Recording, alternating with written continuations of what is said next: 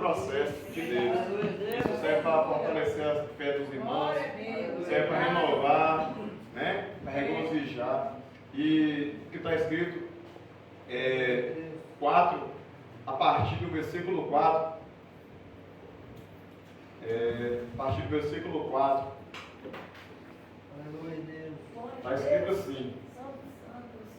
Filipenses 4, versículo 4. Regozijai-vos sempre no Senhor. Outra vez, digo, regozijai-vos no Senhor. Seja a vossa equidade notória a todos os homens.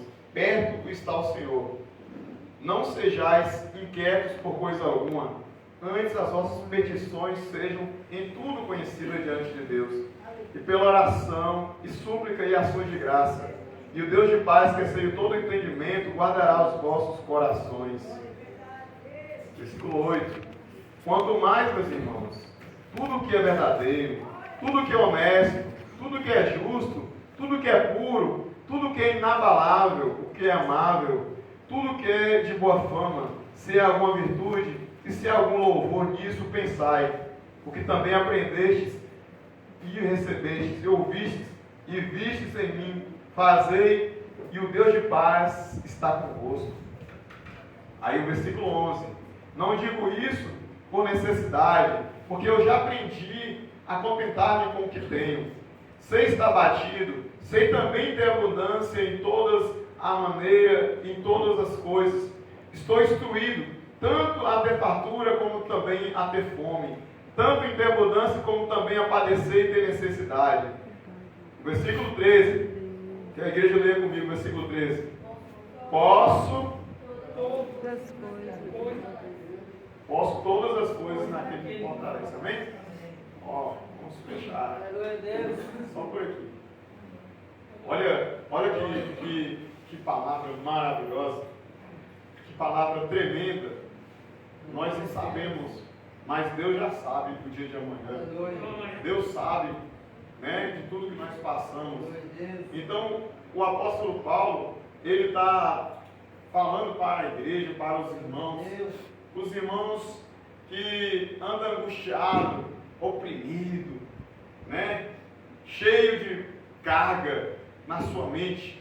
Ele fala acerca desse Deus, desse Senhor. É o Deus da libertação. É o Deus que ele prega. É o Deus que Paulo oferecia até o seu próprio corpo como sacrifício. Porque quantas vezes ele sofreu por causa do Evangelho. Como eu estava comentando hoje, falei, Paulo foi um pouco diferente. Paulo não tinha esposa, mas ele aconselhava os casais. Paulo não tinha casa, mas ele amava os irmãos por onde ele passava, porque ele pegou a vida dele e ofertou. Ele ofertou a vida dele inteiramente, 100% para Deus. Né? Quando Jesus encontrou ele no caminho de Damasco, quando ele estava em perseguir a igreja, Deus mostrou para ele qual seria a missão dele. Olha, você me persegue, você é tão zeloso pela lei dos homens aqui na terra, mas você está fazendo da maneira errada. Então, quando o homem tem um encontro com Deus, um homem e uma mulher tem um verdadeiro encontro com Deus, ela começa a olhar para dentro dela e enxerga os próprios erros. Não precisa ninguém apontar para você, como eu estava falando hoje em casa. É tão difícil, irmão. É tão difícil uma pessoa cair em si e falar assim, eu quero Jesus, nos dias que nós vivemos atual.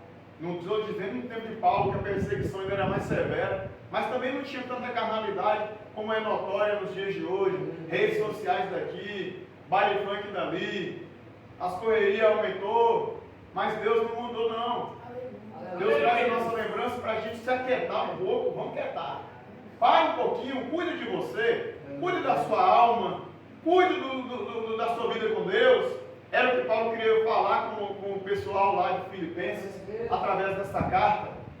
O povo queria seguir condutas que era um pouco difícil de ser seguida, um pouco de tortura humana.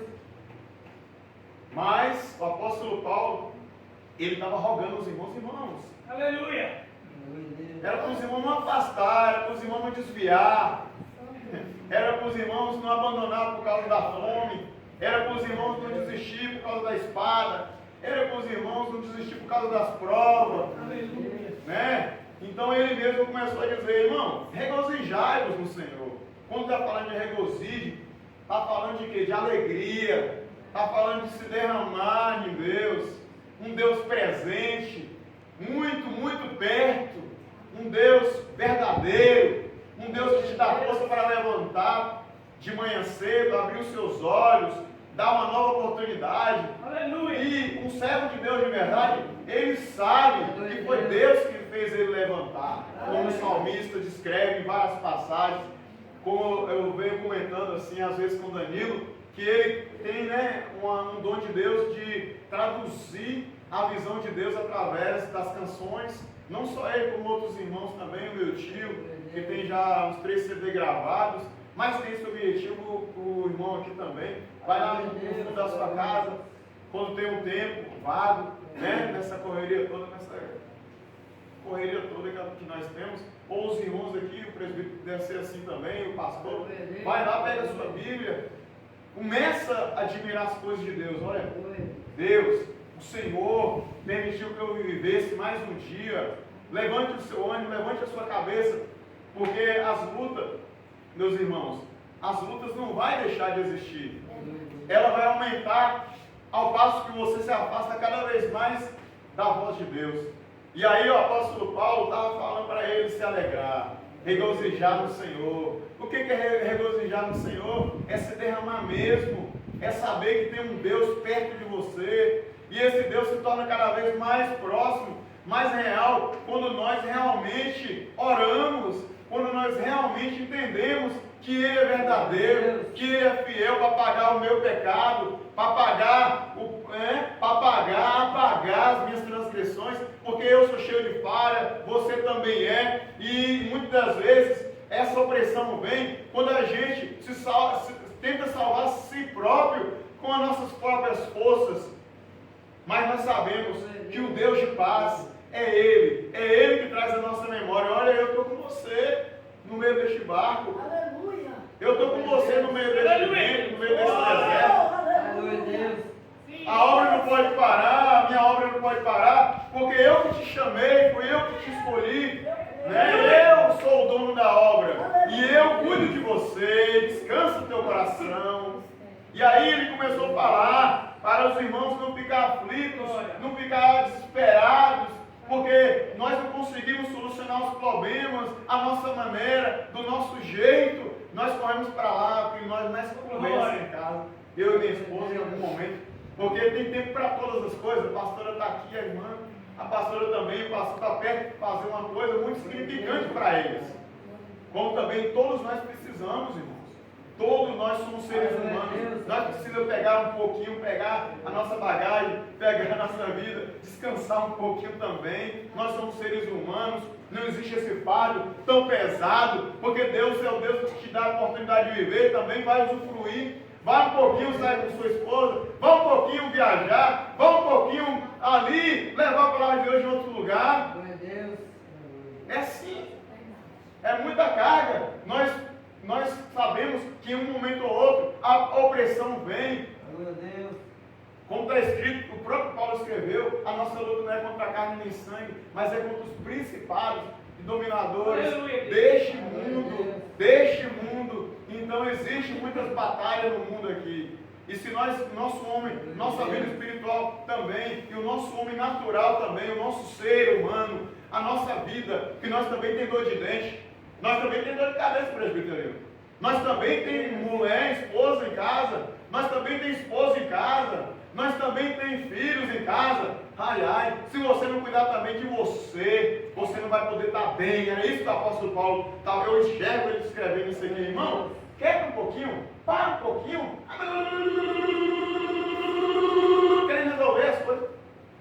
Para. Cuida de você. Esteja bem.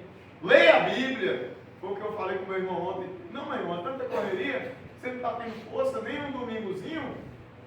Pega a sua Bíblia. Faça o seguinte. Esforça para tirar uma meia horinha. Fala com o meu irmão de sangue, Adriano, lá no Rio de Janeiro. Voltaram para o Senhor, né? Graças a Deus, é uma promessa de Deus na minha vida, como é na sua também, da nossa família voltar para Deus. E eu vejo muita ansiedade.